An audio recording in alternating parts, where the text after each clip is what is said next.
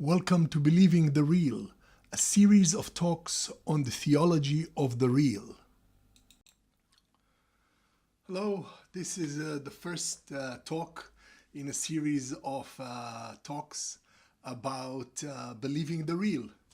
And what does it mean to believe in the real? Actually, our whole civilization believes in the real. This is the essence of the scientific view of reality, is to believe in the real, to look at what's happening and try to make sense of it. But even in science, there is no way to avoid theory. The scientists look at the real, at the empirical reality, and then they make up all kinds of theories which they test against reality.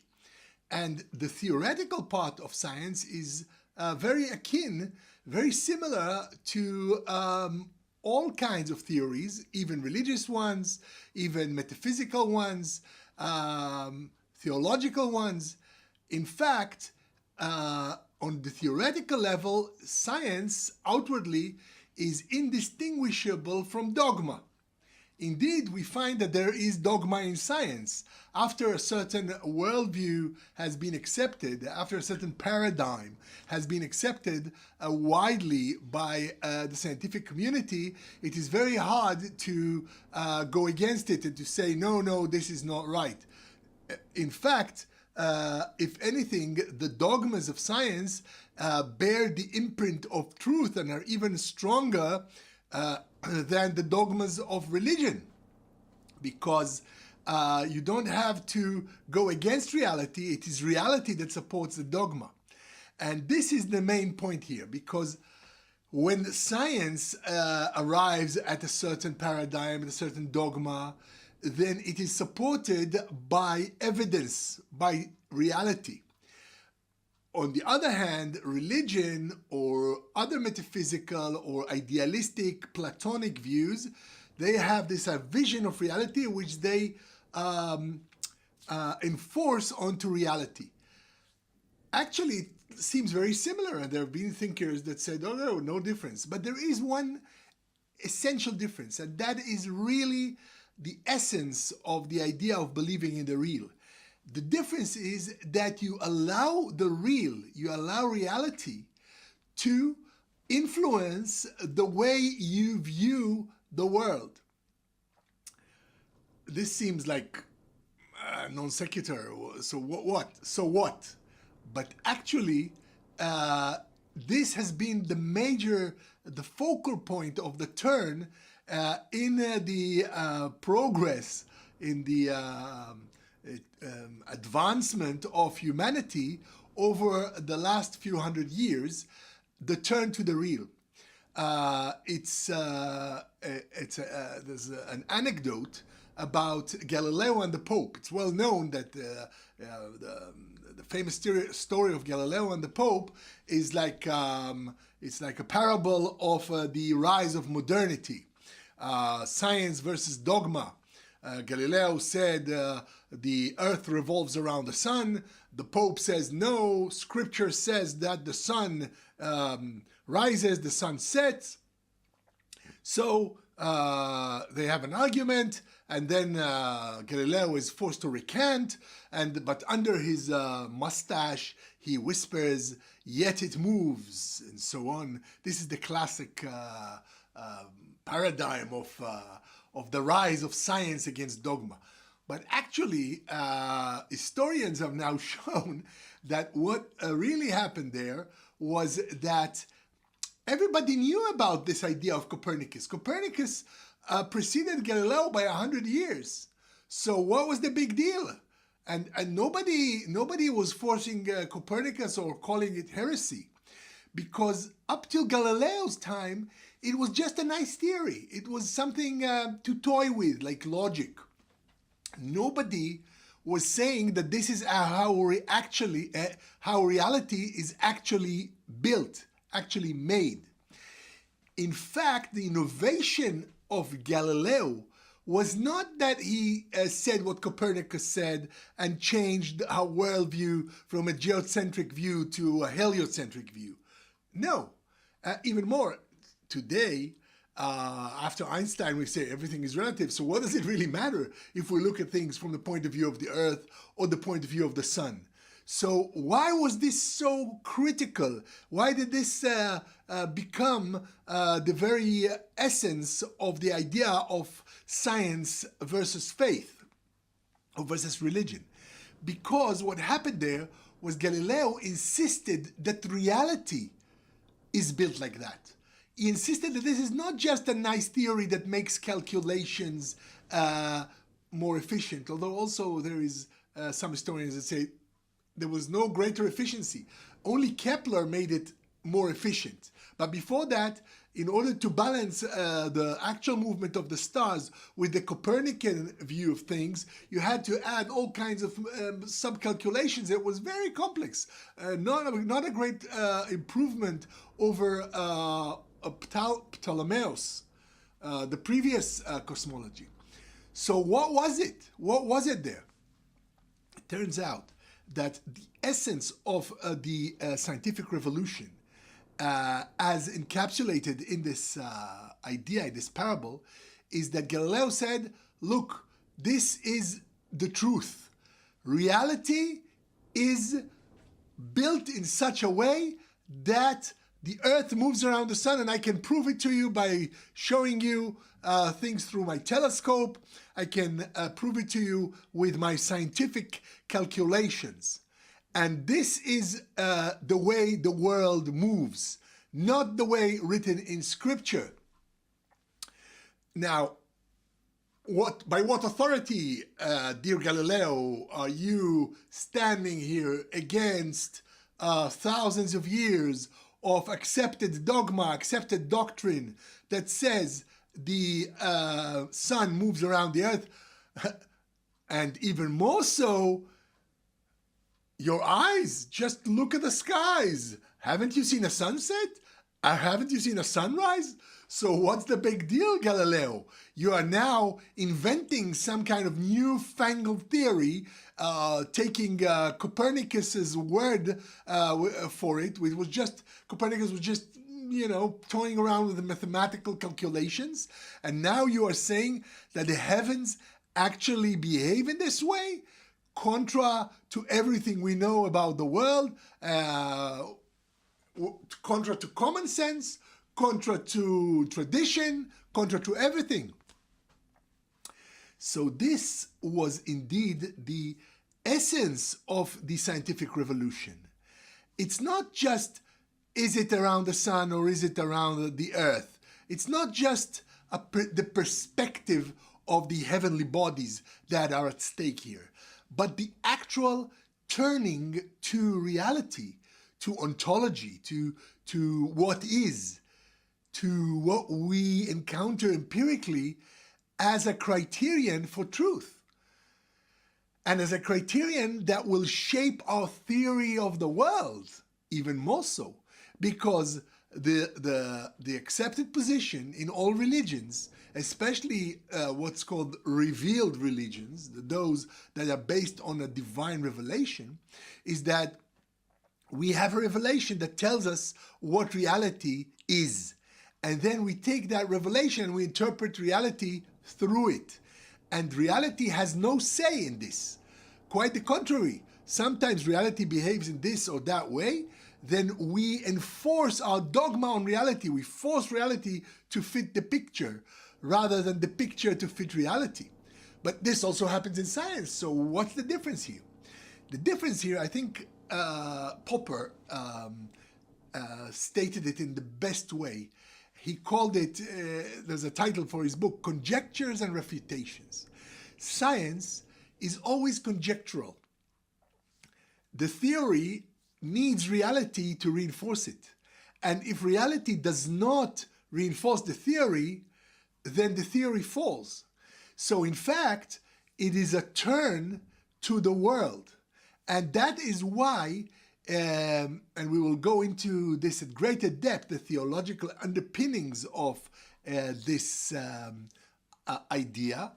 That is why science became the opponent of religion, because religion seeks the vision of reality outside reality, through divine revelation, through sages, through revealed secret truth about the way reality behaves, while science keeps turning back to reality to engage its own theories. And its theories are often refuted. Now, this is not for want of trying by scientists to adhere to their theories. In fact, scientists can be very adamant. They can be quite fanatic about their theories, and that reality does behave according to what they have discovered, what they have formulated. But the thing about science that ultimately it is open to refutation because it turns to the real. And the real allows the consensus of many people. I can talk about dogma until I'm blue in the face. But if another person believes another dogma, then we are just, it's just, we need the Westphalian, the peace of Westphalia to make peace between us. Something higher than us so that we can both hold each of our dogmas and live peacefully, because we will never be able to agree since there is no external criterion for our truth.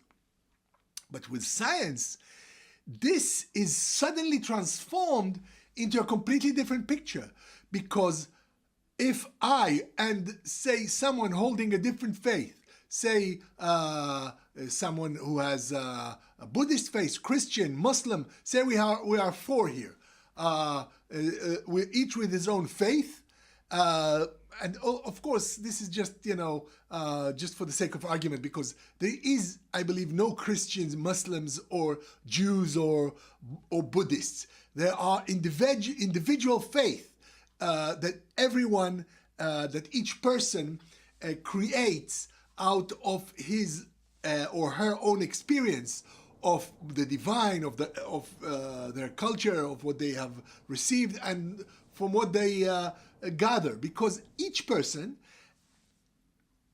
ultimately is faced with reality, and that reality includes also the cultural inheritance or the religious traditions that that person is born into. But take all of us, each one with his own or her own faith, belief, worldview, and so on, and put us in a room. The things that we will be able to agree on are the real. There's a chair there. Okay, we can, 4 chairs, each of us can sit in a chair. There's a table, lights, whatever. There is an empirical reality in which all of humanity finds itself. And the greatness of the new scientific vision is that it goes beyond the personal idiosyncrasy of each person's faith or belief. It allows us to agree on the real. So we believe in the real. In fact, these 4 persons, each holding a different, diverse faith, now meet together in a room and they agree. They agree on the scientific part of reality, and they share a similar theory regarding the structure of reality. And this is the very essence of science, that it cuts across religions, creeds, genders, races, whatever, all the isms, all the essentialisms, all the things that categorize human beings as belonging to this or that affiliation are shed aside when it comes to science or even academia more generally, because everyone now is sharing in an endeavor that becomes common to all of humanity, because it faces the real, it faces reality. And this is the essence of the revolution of science. It's not the content, the actual content of science as compared with religion, because science today, from an Einsteinian point of view, can say the same thing as the Pope in Galileo's days. We can also say that the sun revolves around the earth, because it's all relative. The sun in fact revolves around the galaxy with the Earth and the moon, and the galaxies themselves are revolving. So it depends on your perspective, and we can make very, very very complex calculations to show this. And some people, fundamentalists, I have seen these kind of calculations that say, no, it's all, scripture is still true. Forget Galileo. Yes, the earth, the sun revolves around the earth. But this is not the issue. The issue is that ultimately we can posit such a theory, but now it is subject to the scrutiny of other scientists. And they can look even at such a convoluted theory and compare it, say, to the Galilean heliocentric theory and say, look, okay, it's true that we can calculate things from a geocentric point of view, but really, what for? I mean, the calculations are so much simpler after Kepler and all the rest have done the work and what we know now about the cosmos, that it's really, there's no sense in holding the geocentric point of view. Obviously, the heliocentric point of view is more economical, more parsimonious, and more efficient for our calculations and the way that we calculate our orbits, the way we view things. So science has adopted this view, the heliocentric view, following Galileo. But the reason that science adopted it is that Galileo could point to reality as supporting his thesis, while the Pope was forced to rely on authority, on this is what I said and that's it. And again, science does breed dogma, and we will go into it in another talk, how dogmas arise in science. And scientists do ask themselves, what don't I understand that I can't really understand, like Born's theory or Einstein's relativity? There's something lacking in me because this is the authority. And it's true, that's the way we act. But ultimately, in this endeavor of science, there is a place for the real to serve as a criterion for our theory. So conjectures and refutations become the very essence of modernity.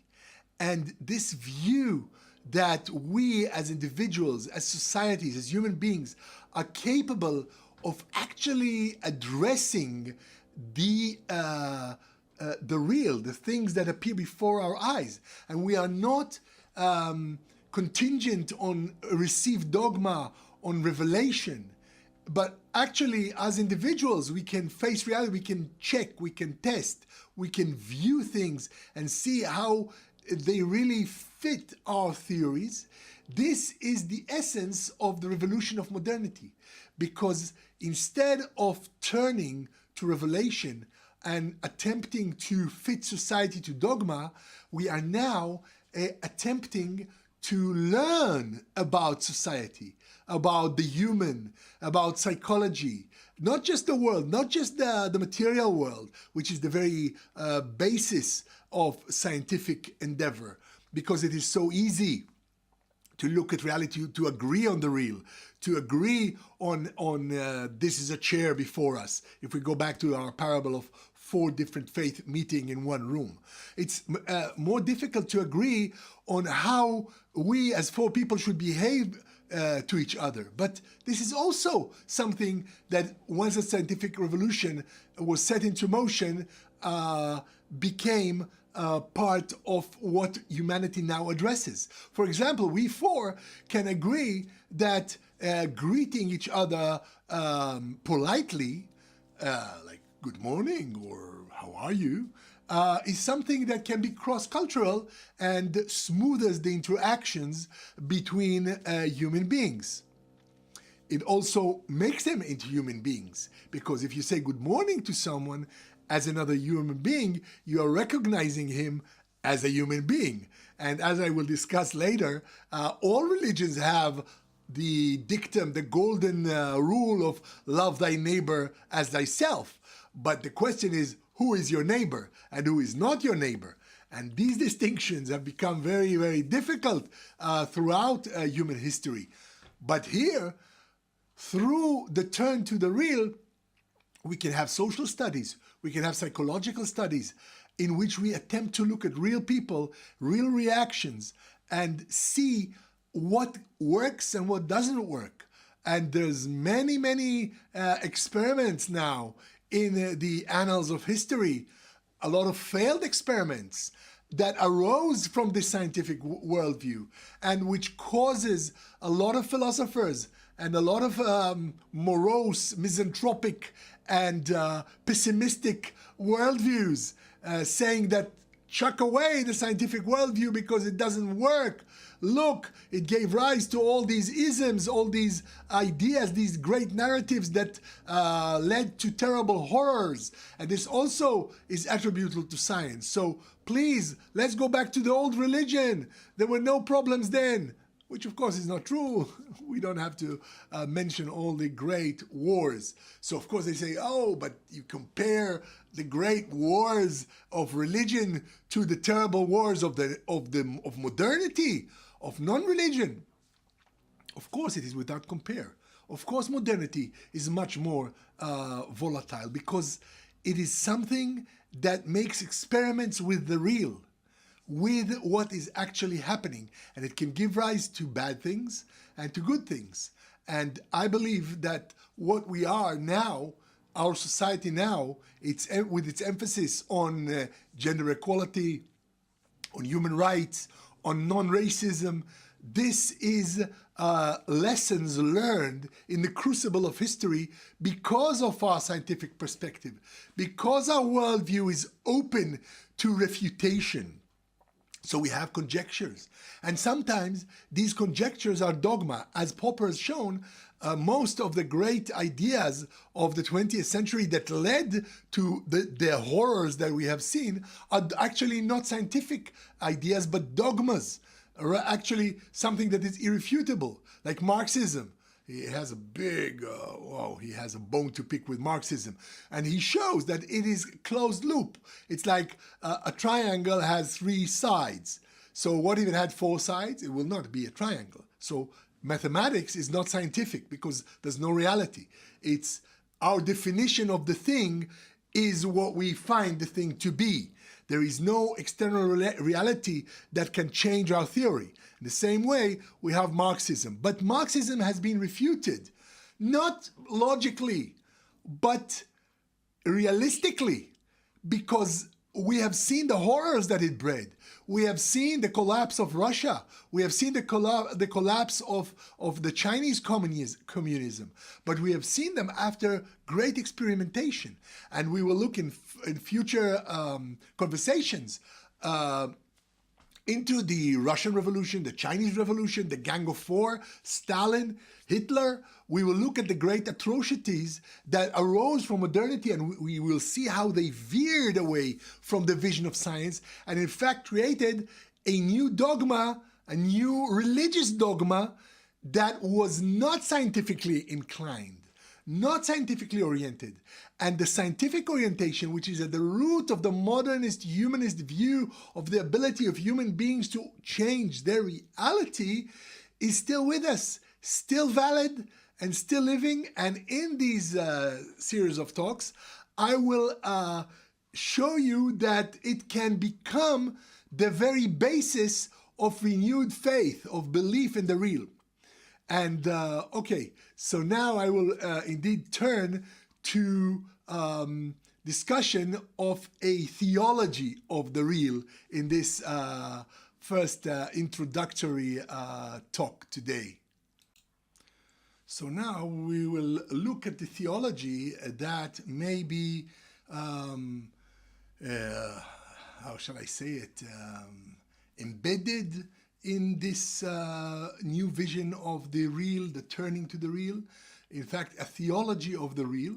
The theology is in fact based on some insights provided by Rabbi Cook, Rabbi Isaac Abraham Cook, who was one of the great rabbis at the turn of the previous century, and he thought up or developed a very sophisticated vision of the how shall I say, the interaction, the dialogue between reality and the world, the reality, the world, and God, his vision of God, and in fact create the theology of evolutionary progress that in fact speaks of both antipodes of any human understanding, which is reality on the one hand and the theory that interprets that reality on the other hand. So he in fact took what we can say or call ancient dogma, or even mystic dogma, the doctrine of Kabbalah, which he was very well versed in. In fact, it turns out there are many brands of Kabbalah, many developments within Kabbalah, and he in fact developed another level, another layer within the understanding of Kabbalah, and created a theology of, let's describe it as a theology of progress and perfection. The one pole of this equation, the high theoretical pole, as it were, is perfection, which is actually, theologically speaking, the perfection of divinity, as defined by logic, that God is the all-encompassing perfection, infinite perfection, and so on. And there is nothing more perfect than God. This is just like that. It's like Theology 101, the perfection of the divine. Of course, Theology 101, monotheism. But we will see that this is not monotheism, not at all. It's just this aspect of the idea of God as the infinite, as the all-embracing, all-powerful, all-perfect, and so on, is one antipode. But then Rabbi Kook asked something,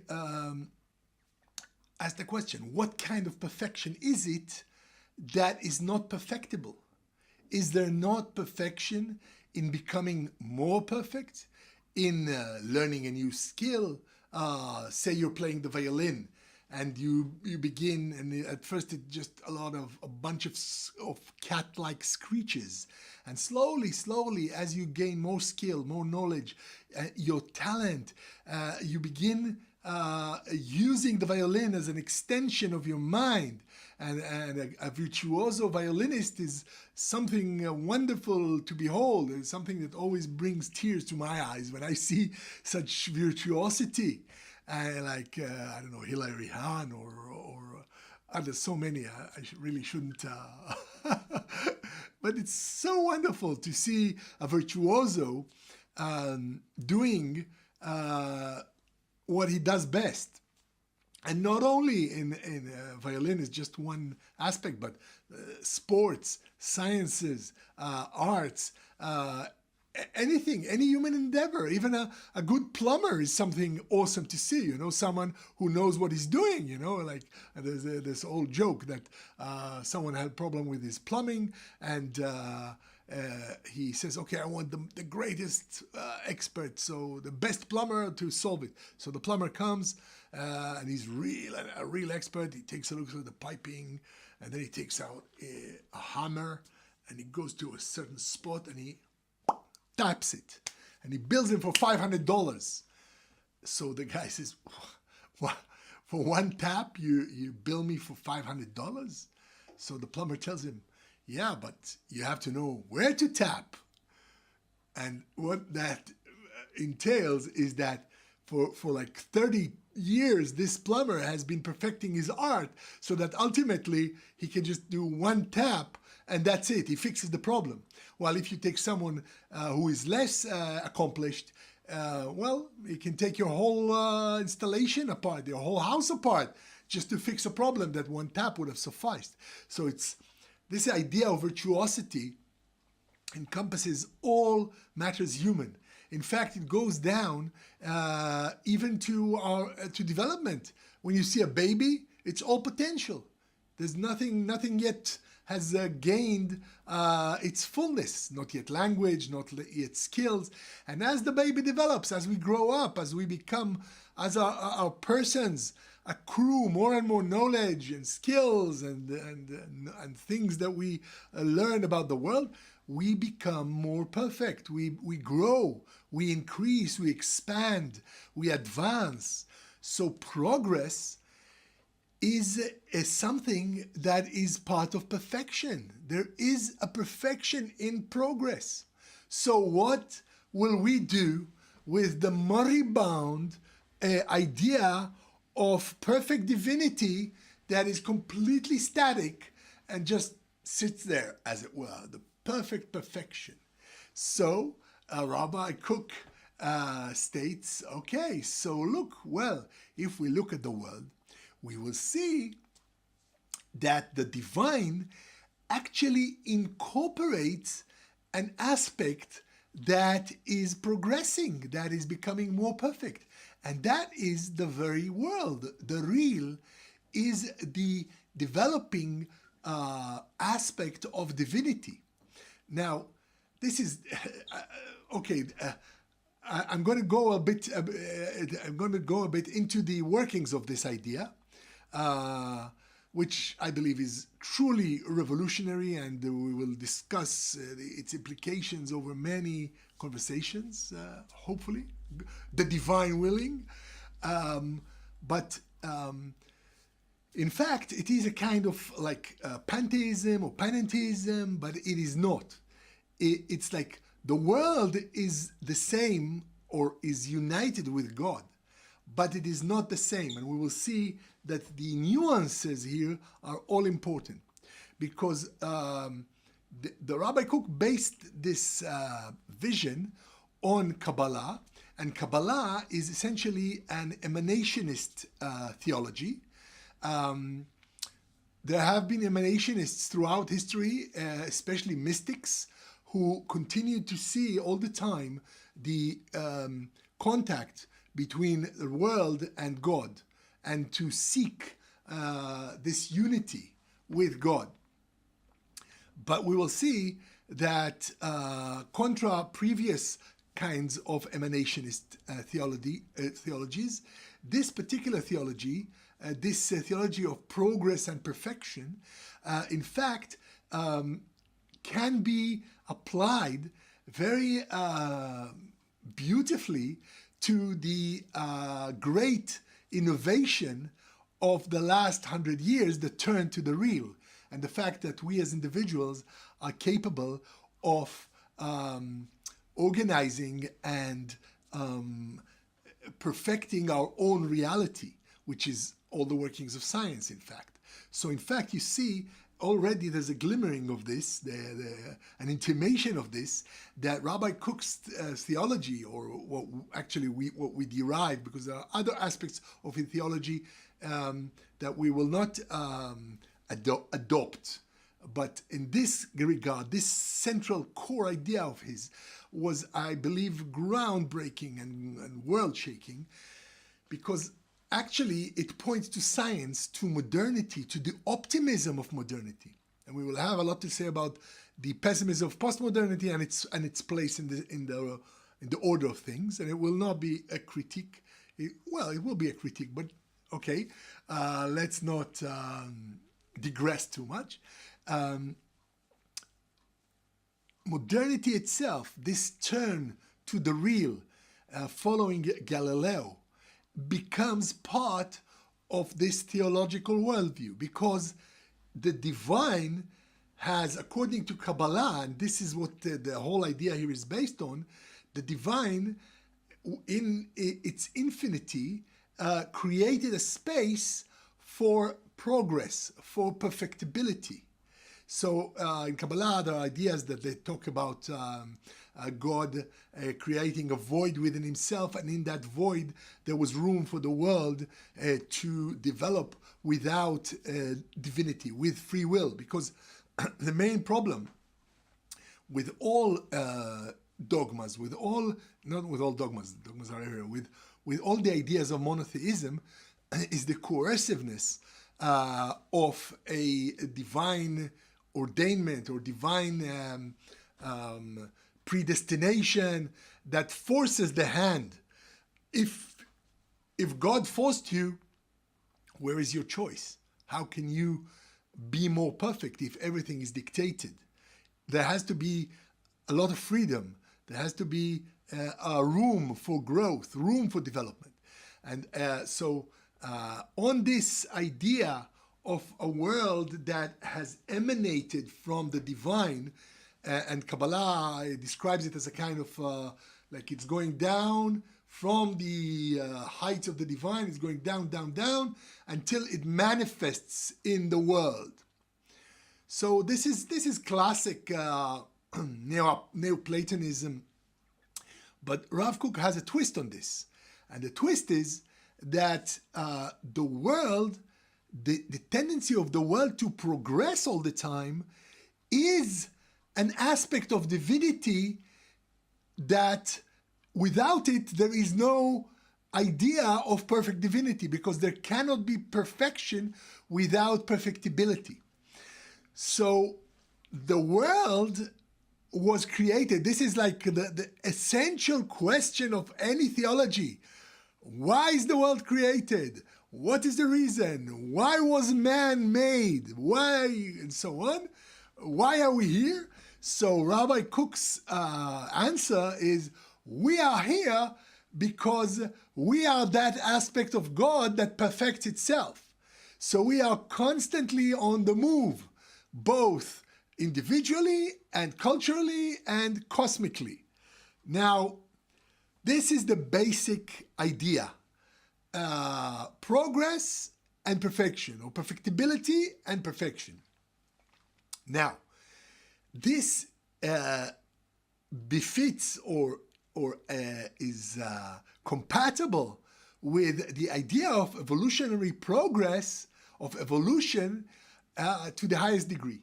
So evolution, biological evolution, will serve us throughout the progression of these talks as a template and as a, how shall I say, the crucible for testing our ideas about the behavior of reality.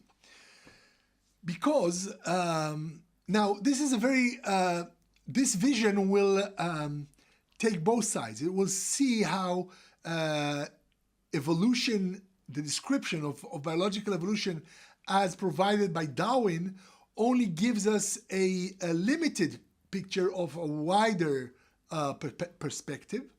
Also, we will see how both the neo-Darwinists and their detractors, like intelligent design versus everything is random, we will see that both these views are contingent on a different theological perspective of God as a maker, as an architect. While this perspective that we are talking about now is a theological innovation that no longer separates us from the world from God, but actually makes the world itself and ourselves an active part of God, an active part of divinity. In fact, making it possible to restore religion, not religion, or let's call it faith, unless you call Evotrust a religion. But the idea of Evotrust, that's the term that I coined for this whole idea, is that there is something in evolution that reflects a deeper theology of the divine. And if we trust in this, we can make sense of the, let's say, the progress or the motion of the scientific endeavor over the last few hundred years. So let us now apply this theology to what we know of evolution. Our current evolutionary picture, and this is like beyond interpretation. Darwinism, neo-Darwinism, it's an interpretation of the facts. But let's look at the facts that most scientists agree on today. It's a theory, but the theory, again, turns to the real. And the real are the fossil remains, which Darwin based his theory on. And today, much more important than the fossil remains, are the genetic testimonies. You go into the NCBI, I think NCBI, there's a huge database of the genomes of so many creatures, including the human genome. And once we've began mapping the genetic structure of life on Earth, it became amply evident that Darwin had it right. So although Darwin had a vision that was morphological, that was looking at the outside development of creatures, the phenotype that developed and seeing how each creature is similar to another and there's transitions, and from this he mapped out the whole idea of evolution. Today we have the inside view, as it were, and we can see, we can learn a lot more about the actual workings of evolution in biology laboratories, genetic laboratories, and if you go into these websites that show the genomes of various organisms, you can see the percentage of similarity between organisms, and it's truly amazing. Like, everything is connected. This is like a mystic's dream, like a mystical vision of unity.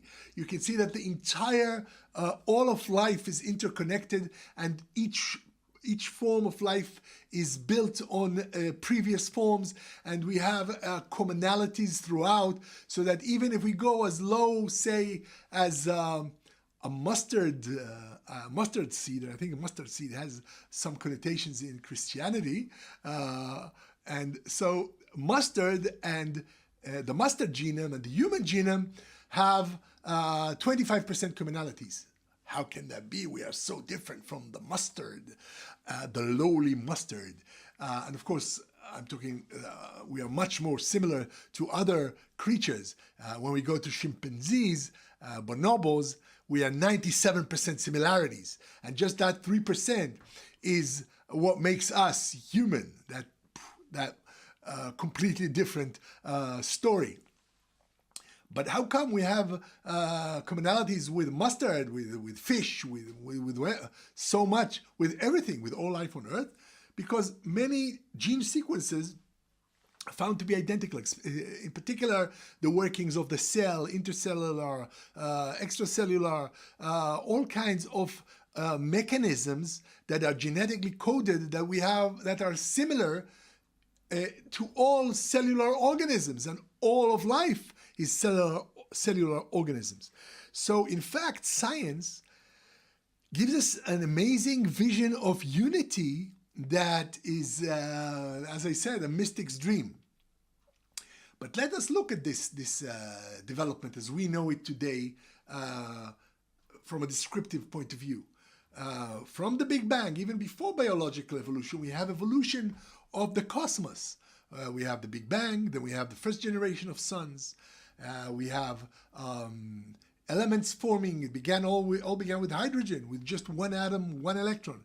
But slowly, heavier elements are formed.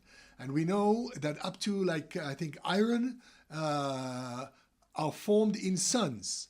But then the heavier elements cannot be formed in the regular heat of the suns. It needs to be much hotter.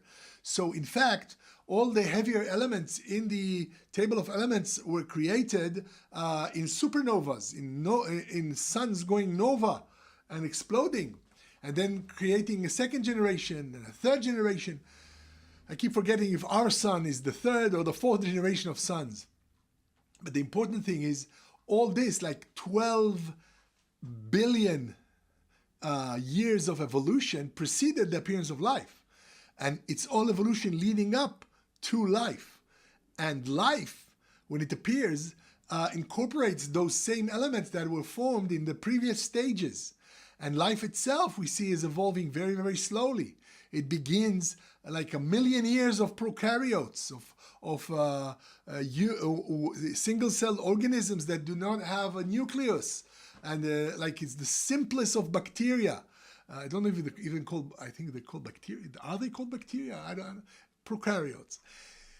And then there appears this innovation of a bacteria within a bacteria, like the eukaryotes. that have within them a core. And this was the basis for the appearance just 600 million years ago. On a cosmic scale, this is nothing. Just 600 million years ago, the first appearance of multicellular creatures, of which we are one, or we are ones. So we see that evolution is very, very slow. And it progresses. There is a direction. Now, this direction has not been properly encompassed by the Darwinian theory of evolution, because Darwin treats evolution more like on a random basis, and most of his theory is about the honing down of traits already there. What he found, for example, with his birds and so on, is that I think the classic case was like you have a storm and there are birds of three different distinct wing sizes: short, medium, and long. Okay, so a short, medium, and long. So now a big storm comes in, and the birds with long wings, their wings break and they die. The birds with short wings, they are too short and the wind buffets them around and they die. And only the birds with intermediate span of wings, they are not here, not there, but they survive. So they are the fittest to survive in the wind. And that is how evolution develops. It's like the honing of traits. So that the next population, the next generation will pass on the genes for medium span wings. The picture is much more complex actually, because it turns out that the genes of medium-sized birds also have the potential of getting also offspring with short or long. In any case, the thing with evolution that it's difficult for it to explain the progress, the idea of progress. And this idea of progress is so deeply embedded in what we know of evolution. And it's like the data screams it out. But evolutionists say, because you can't really see, you can't really give a name to this force that is pushing evolution forward as progress. And a lot of ink has been spent on conjectures and refutations of conjectures without refutations, or dogma versus dogma, over the argument of intelligent design versus non-intelligent design. So we are now debunking both sides, because evolution obviously has a trend. It has a direction. It's an arrow. There is evolutionary progress. I depicted it here. It's like from a turtle. I like the turtle, but you could just put a single cellular organism here, or the Big Bang, or whatever. And at the top, I put an angel, like the divinity above, which of course it's only part of the progression, because the idea here is infinite progression. There is no end of days, no doomsday eschatology in this theory. Development, the progress is infinite because God is infinite. And this progression is the infinite progression of that part of God that is capable of becoming more perfect, moving towards infinite perfection. So by definition, it's infinite. And this is what Rabbi Kook points to when he speaks of evolution. He says, look, it's so slow, it's so low, it begins with nothing and it becomes more and more and more. And this, actually we know this goes against the trend of entropy. Nobody yet has explained life itself, why it should be, because we will see later in later talks, there's so much waste in life, so much energy wasted, and it goes against entropy. Entropy says that the order should be going down, but you see in life, it becomes more ordered, more complex, more gentler, more intelligent, and so on. So we see an evident progression. Now, so we would say, okay, intelligent design, but no, it's not intelligent design, because intelligent design says that there is like an architect. It's a different vision. It's a different theological vision. It says like there's an architect or a watchmaker, and the world is an edifice or a watch, and the architect or the watchmaker has created the world. So we have, this is God, this is the world, and the maker and the made, the creator and the creatures, creator and the creatures. So this is the classic theological view, but Rabbi Kook gives a completely different rendition of this. He says, no, there is no static maker and made. It's one. It's a unity. It's the divine inside the world pushes the world into progressing. But this progress, by the very nature of the world, is open-ended. It's creative. There is no definite watch that has to be made. But there's a growing creatures that develop new talents, new skills, that develop themselves, that are free to create. And the world itself is a creative endeavor as part of the divine. So it's not like a watchmaker and a watch.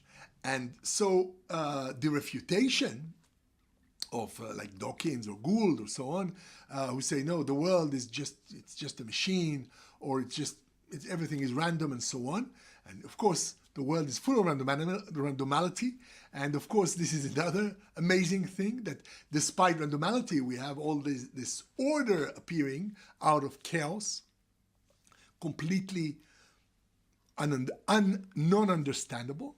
So what actually Dawkins and his ilk do, they break the watchmaker and the watch, because the vision does not encompass the way reality behaves. And they are right. But they are wrong in putting all of evolution on randomality, because randomality cannot explain the speed of evolution.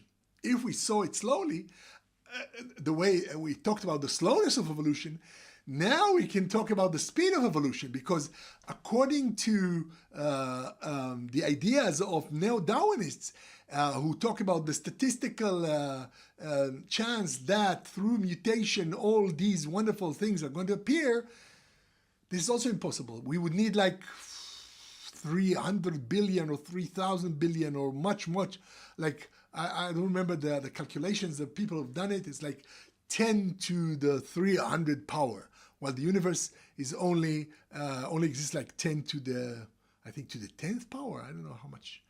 I forgot the calculation, or the 12th. Yeah, billions, right? 10 to the 12th. So it's impossible. The world is impossible, and yet we see it.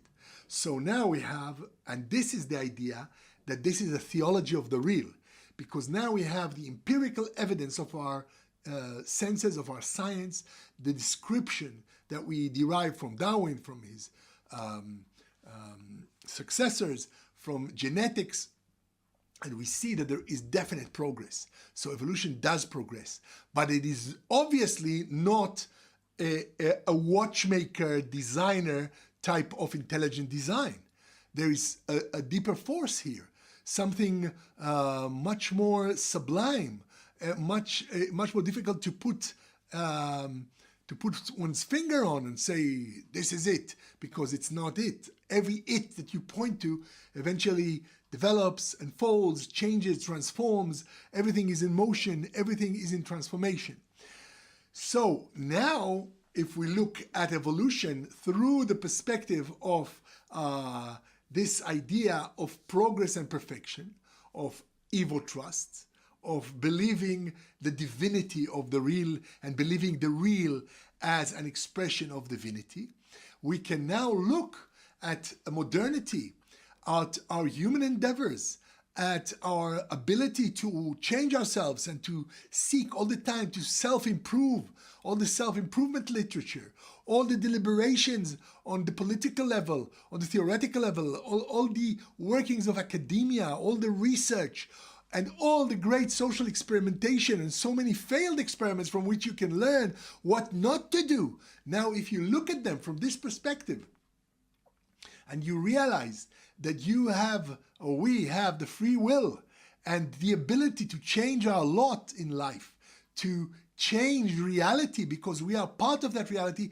and all of reality is calling to us to make it better, to make it a better place, to achieve greater progress, because we are that aspect of the divine that is stamped with progress.